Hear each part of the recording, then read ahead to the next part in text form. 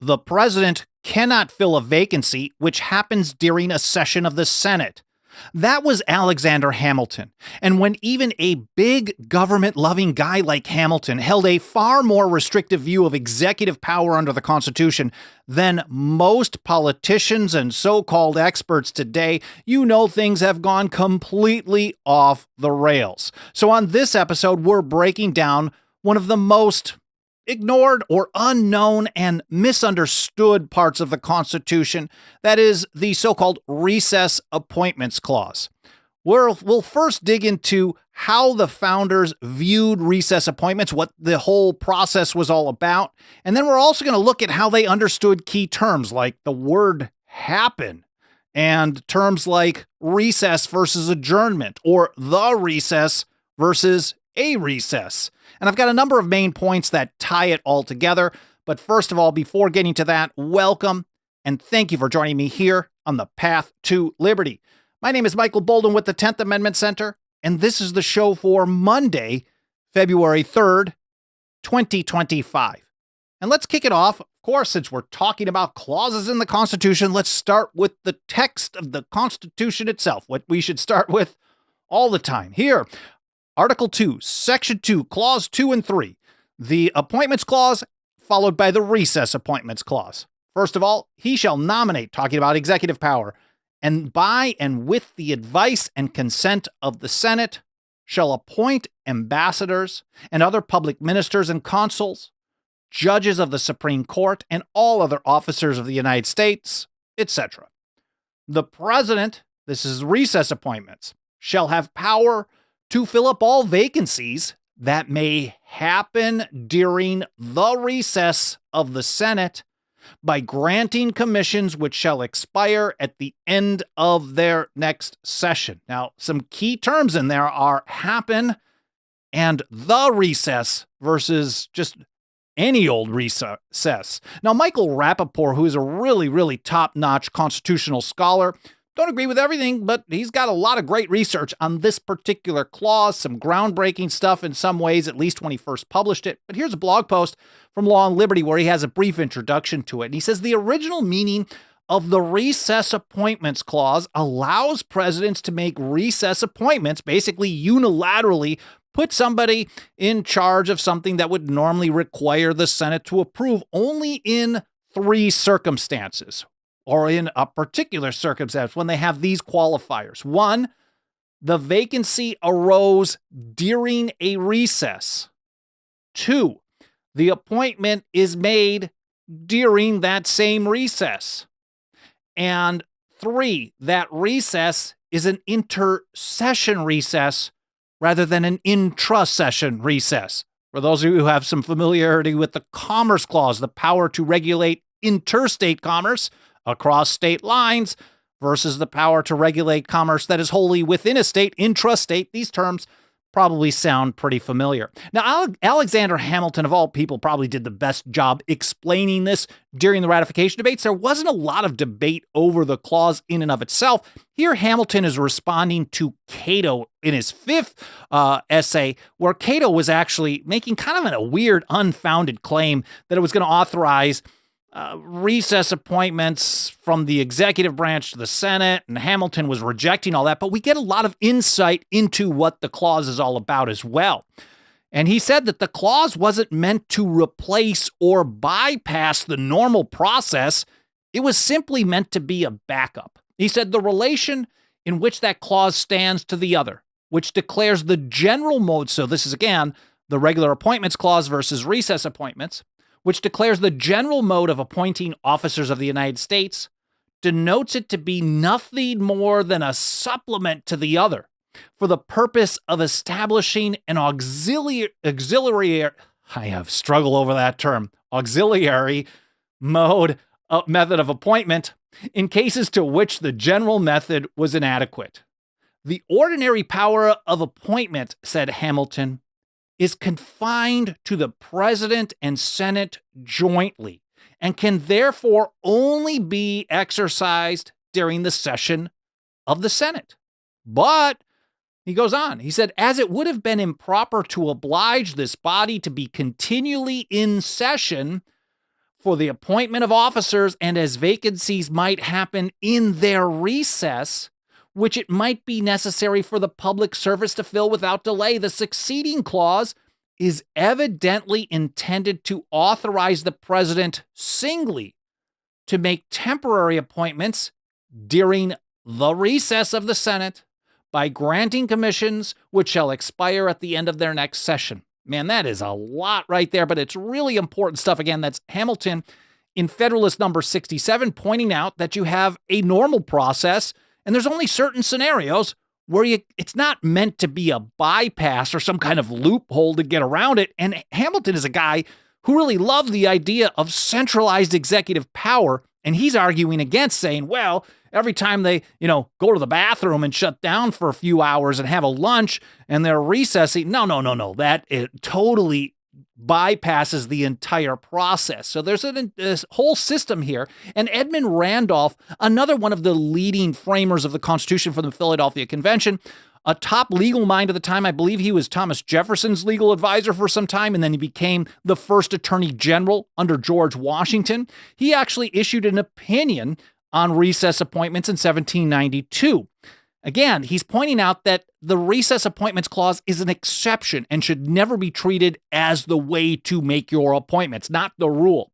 He said the spirit of the Constitution favors the participation of the Senate in all appointments, but as it may be necessary oftentimes to fill up vacancies, when it may be inconvenient to summon the Senate, a temporary commission may be granted by the president. This power, then, he said, is to be considered as an exception to the general participation of the Senate, and it ought to be interpreted strictly. Don't just go willy-nilly claiming everything's a recess appointment, because that goes against what he called the spirit of the Constitution. Now back to Rappaport in his full law review paper on this, the original meaning of the recess appointments clause. It's like 40 to 60 pages. It's a long one. I reread it over the last couple of days. A lot of really interesting stuff. He writes that in 1792, this is talking about Randolph's opinion on recess appointments, Thomas Jefferson, who was Secretary of Foreign Affairs, asked the first Attorney General, Edmund Randolph, whether a recess appointment could be made for the position of chief coiner of the mint. He continues, Randolph, who had been at the Philadelphia Convention, had been an important participant in the Virginia Ratifying Convention, adopted an interpretation and concluded that a recess appointment was not available. But here's the issue. The statute that established the mint had been passed on April 2nd, 1792, but no person had been nominated for chief coiner before the Senate ended its session on May 8th. So the Senate was in session on April 2nd when they passed the law or authorizing the mint, and they had no chief coiner nominated for that role by the time that the session was over. So Randolph asked whether the empty office was a vacancy, which has happened during the recess of the Senate. And he concluded that the vacancy happened on the day when the statute had been enacted in April. Thus, the vacancy happened during the session and could not be filled with a recess appointment because it did not fill all of the qualifications that allowed a recess appointment. And so for Randolph, a vacancy must arise or actually happen, not just merely exist, during the recess in question. Now, here to Rob Natelson, he points, here's how he put it. Here's how Randolph put it. Is there a vacancy in the office of the chief coiner? An office, he said, is vacant when no officer is in the exercise of it, so that it is no less vacant when it has never been filled up than it is upon the death or resignation of an incumbent. The office of the chief coiner is therefore vacant. So he's going through the process. Is the office vacant? But when did it happen? Again, reiterating that same point. He said, but is it a vacancy which happened during the recess of the Senate? He said, it is now the same and no other vacancy than that, which existed on the 2nd of April, 1792. It commenced, therefore, on that day, or may be said to have happened on that day. Again, The vacancy must arise, this is the arise view is how legal scholars call it. It must happen during the recess and not just merely exist when the recess comes in later on. Now over to Rob Natelson. He points out that he studied all kinds of stuff about this. He's got some law review papers on this as well. He said, I examined a wide range of founding era documents, including early state constitutions and legislative records, to determine when a vacancy happens and what the founders meant by the recess of a legislative body. He said, I learned that a vacancy happens only when it is created, exactly how Edmund Randolph explained it in 1792. And now the reason that Natelson went back into the legislative records before ratification is because most people discussing this have only focused on post-ratification stuff and Hamilton's Federalist 67, mostly. And if you really want to understand the original legal meaning of the Constitution, you have to understand how the people who gave it legal force understood it. That is, the ratifiers, the people of the several states. So you have to actually understand, because there wasn't a lot of discussion about this during the ratification debates, you have to understand how these terms were used in practice at the time. And that's how Natelson put his study to work, which we'll get to more in just a moment. So a vacancy happens only when it is created. Thus, for the president to fill a vacancy, it must have been created during the recess and not merely continue into it.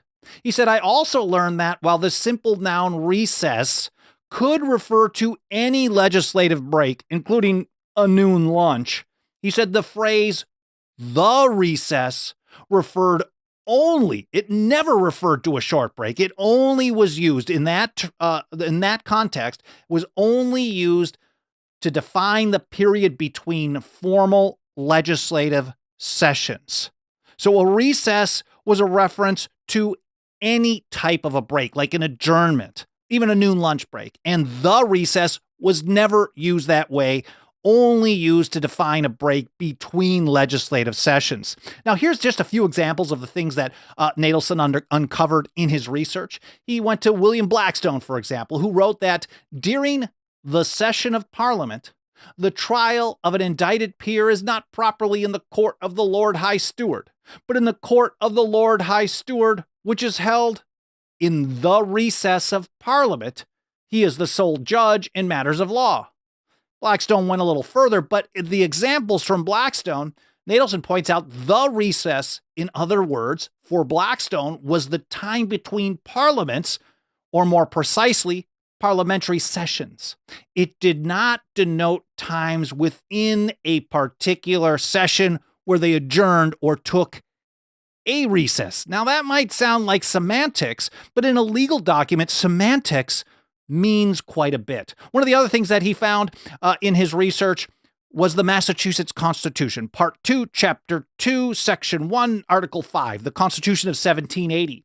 The governor, with advice of council, shall have full power and authority during the session of the general court to adjourn the same to any time the two houses shall desire, and to dissolve the same on the day next preceding the last Wednesday in May, and in the recess of the said court to prorogue and the same from time to time. We also see this in the New Hampshire Constitution of 1784, Part 2, Article 34. The president, and you can see how this is very similar. The president, with advice of council, shall have full power and authority in the recess of the general court to prorogue the same from time to time, not exceeding 90 days in any one recess of said court, and during the session of said court, to adjourn or prorogue it to any time the two houses may desire, and to call it together sooner than the time to which it may be adjourned, etc., etc. So the recess and recess are used in different contexts in literally the same article of the Constitution of the state of New Hampshire, and they have different meanings in those terms. In those situations. Natelson continued with this. The legislative journals of New Hampshire are replete with legislative resolutions authorizing work to be done during the recess, with directions that the result of the work should be produced before this House at the next session. So the recess was a break between sessions. This is the revolutionary New Hampshire legislative journals from the 1780s. And similarly, he said the period immediately before a new session was referred to as the last recess. He continues, the New Hampshire records also refer to a 1789 petition being put over to the next session of the General Court, and if the parties should not settle in the recess, the petitioner shall leave to bring in a bill at said next session. And he says, this is how he kind of, the conclusion here. From references like these, it is clear that the recess represented the period between sessions and was clearly distinguished from them. A short-term recess, a vacation, a lunch break, a shutdown for a holiday is not the same in a constitution, at least in the American system, as the recess. And in his research paper, which we'll link to in the show notes, and I'm going to discuss again at the end here, he also found references going all the way back to the Stamp Act Congress, legislative records in New York State, Virginia, and elsewhere. If you really want to dig into all that history, you can definitely find it in the show notes, which I'll get to in just a moment. Now, Michael Ramsey, in his brief of Originalist Scholars that was published a number of years ago, he points out that similarly, statutes passed in the early post-ratification period distinguished between the recess and the session. This, for example, the Act of September 22nd, 1789, which provided the Senate's engrossing clerk compensation of, quote, $2 per day during the session, with the like compensation to such clerk while he shall be necessarily employed in the recess.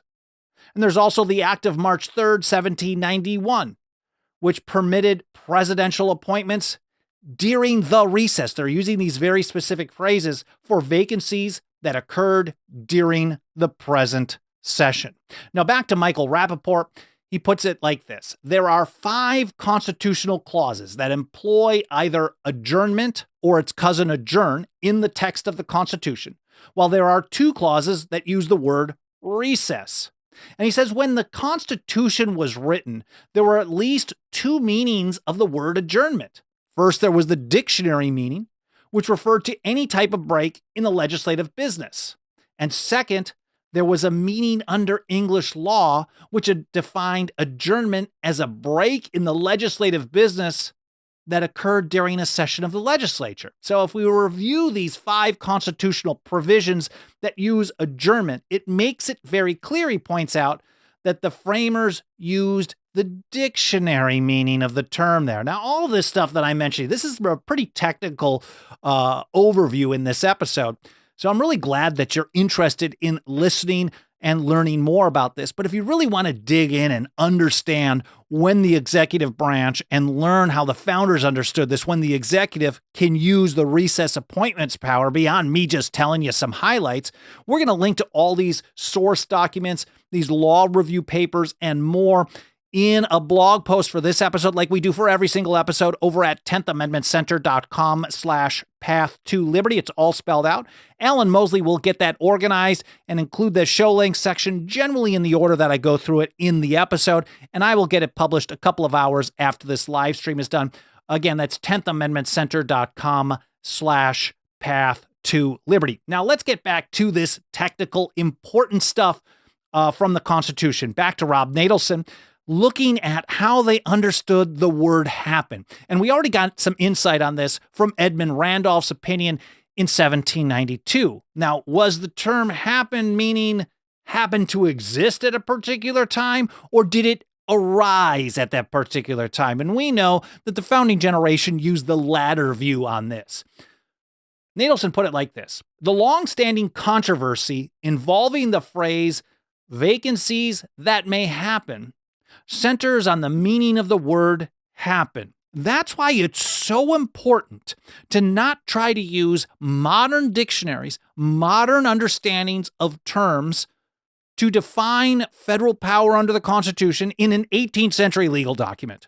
As James Madison said in the 1800s, he's like, if we use modern definitions, what a metamorphosis would happen to all the ancient legal phraseology. This was in a letter to Henry Lee I'm just paraphrasing off the top of my head, but even in the 1820s, he's concerned about using modern definitions for an 18th century legal document. Can you imagine how far things have gone off the rails by defining things that way today? One of the worst examples ever was when Alexander Hamilton, followed by Justice John Marshall, redefined the word necessary in the necessary and proper clause to mean just merely convenient. So the federal government could exercise whatever power it felt was convenient to carrying out the other powers rather than being necessary. And it's a huge difference.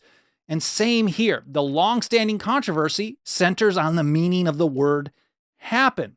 Specifically, Natelson writes, must the vacancy arise during the recess to happen then? Or does happen capture vacancies arising during a session and then extending into the recess? Well, Randolph said absolutely not.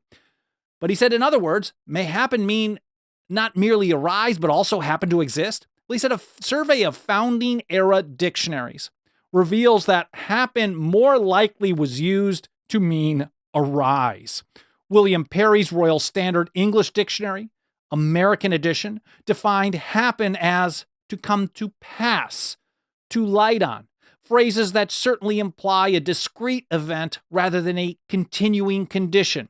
So there's another dictionary he cited from Francis Allen. We've also seen Justice Scalia, who I'm going to cite a little bit later in this episode, citing Samuel Johnson's Dictionary of the English Language. So in general, the dictionaries of the time also affirm this exact same view. Now back to Michael Ramsey.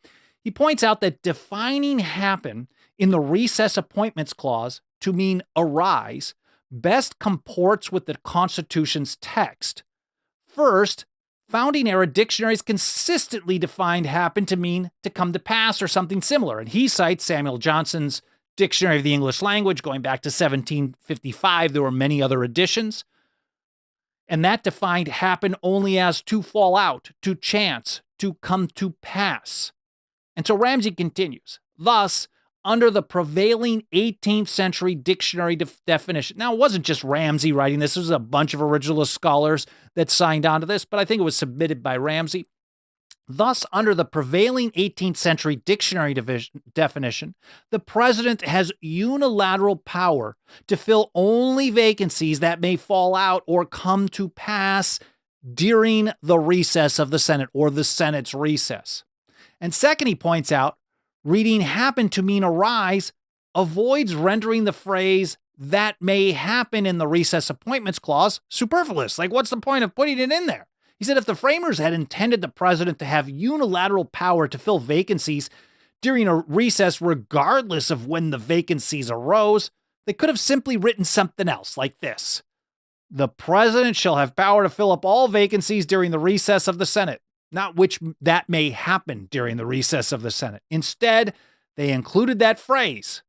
But if that phrase only means that may exist, it adds nothing. It's superfluous. And if anything, even if there are some vague clauses in there, even like necessary and proper, seems very vague to us. But for legal experts of the time, they understood it was based on the legal doctrine of principles and incidents. And, well, the Anti-Federalists weren't happy with that because putting really technical legal things in there gives people with power the wiggle room to redefine things in ways that they're not supposed to. So that can be problematic in and of itself. But when you understand the original legal meaning here, it is pretty clear. Now, Ramsey also points out that the word happen is used throughout the Constitution in a handful of places. The use of the word happen elsewhere in the Constitution supports this same reading. Article 1 reads, if vacancies in the Senate happen by resignation or otherwise during the recess of the legislature of any state, the executive thereof may make temporary appointments until the next meeting of the legislature. Now, I mentioned Cato in his fifth paper. He was making the case, and Hamilton really kind of shredded him on this, to be honest. And I'm a big fan of Cato's writing, but Cato was basically saying the executive of the United States was going to be able to do that. And everybody's like, no, you're just wrong. I don't think that one really got much traction. But anyways, Ramsey goes further. He said, this clause plainly uses the word happen to mean arise. Vacancies do not exist by resignation. They arise by resignation. And similarly, Article 1 provides, quote, when vacancies, so that first one was Article 1, Section 3, Clause 2. This is one, Article 1, Section 2, Clause 4.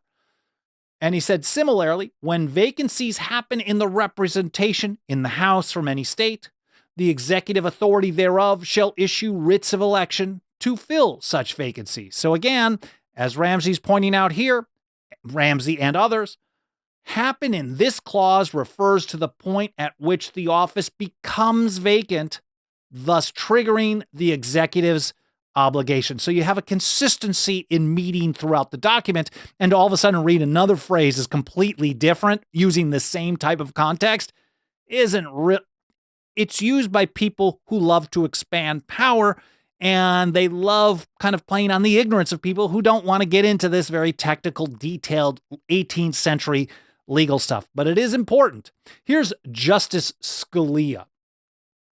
In his opinion, his concurring opinion in National Labor Relations Board versus Canning. This is 2014, I believe.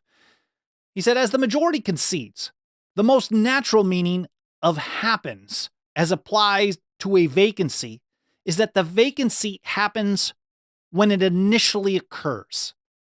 Happen meant then, as it does now, to fall out, to chance, to come to pass. He's citing Samuel Johnson's Dictionary of the English Language. So Justice Scalia is also reaffirming the same view from the founding generation that if a vacancy happens while they are in session, and that session could be from January 1st through December 31st, 2025. I mean, I'm not sure the exact dates of each session, but not just when they're on a break, an intra-session break. So it has to happen within that session. He said, thus, a vacancy that happened during the recess was most reasonably understood as one that arose during the recess. It was, of course, possible in certain contexts for the word happen to mean happen to be rather than happen to occur, as in the idiom, it so happens. But, Scalia continued, that meaning is not at all natural when the subject is a vacancy, a state of affairs that comes into existence at a particular moment in time. And again, from that same concurring opinion in 2014, there it is up on the screen, it definitely was that year, this is how Scalia described things. And I think he really hammers it home here. The unilateral power conferred on the president by the Recess Appointments Clause was therefore understood to be nothing more than a supplement to the general method of advice and consent, citing Alexander Hamilton again in Federalist number 67. But he points out that what if you read it differently? How does that play out? He said, if, however, the clause had allowed the president to fill all pre-existing vacancies during the recess by granting commissions that would last throughout the following session, it would have been impossible to regard it, as the framers plainly did, as a mere codicil to the Constitution's principle, power-sharing scheme for filling federal offices. In other words, if you read it the way that people who love executive power want you to read it, it means there is no Senate involved. And really, if you think about how things were supposed to be all along and before the 17th Amendment, that means the states lose their check on the executive branch as well through the Senate. So Scalia is pointing out that if you read it in any other way than the way it's supposed to be read, what you're doing is you're creating a part of the Constitution that just doesn't exist at all. St. George Tucker, in his view of the Constitution of the United States, made a very similar case in 1803. He really warned that if the clause were stretched beyond its original very restrictive boundaries in very limited situations, the president could really use that kind of power to create what is essentially an unlimited power of appointment with no check by anybody, the states, the Senate, anybody, one that completely ignores and sidelines the Senate's role on appointments and nominations. Here's how he put it. It is evidently, if you take that view, he said, it is evidently in the power of the president to continue any person in office whom he shall once have appointed in the recess of the Senate as long as he may think proper.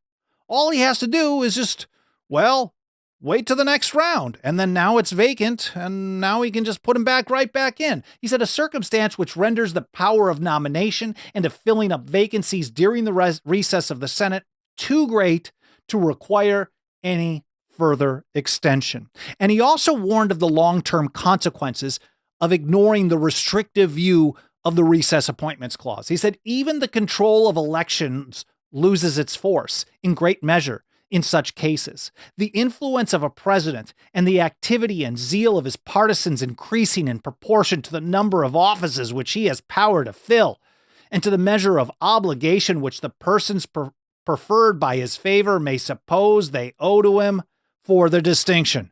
TLDR, if the executive can just do end runs around the requirement that the Senate is involved in appointments, in putting people in these positions, then you basically are running kind of similar to the power of a king.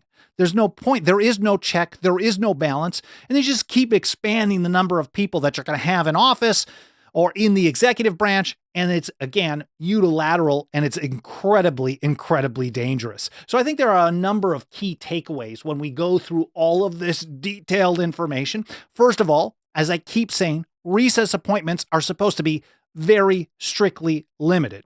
As Edmund Randolph pointed out, again, the first Attorney General, a vacancy happens when it arises, not just when it merely exists.